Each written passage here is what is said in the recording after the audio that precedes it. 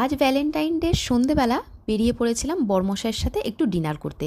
সন্ধ্যে থেকে কিছুই প্ল্যান ছিল না, তো হঠাৎ ঘড়িতে 8টা বাজে।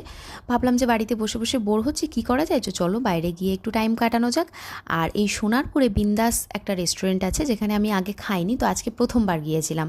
তো যাওয়ার পথে এখানে একটা মন্দির পড়েছিল, সেখানে একটু দর্শন করে নিলাম। তারপর হাঁটতে হাঁটতে চলে গেলাম দুজনে মিলে আমাদের গন্তব্যস্থলে।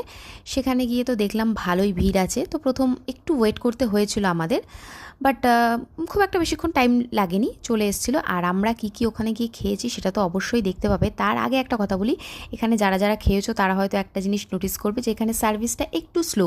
আমাদের এটা পার্সোনালি মনে হয়েছে, বাট এমনি বাকি সব ঠিকই আছে।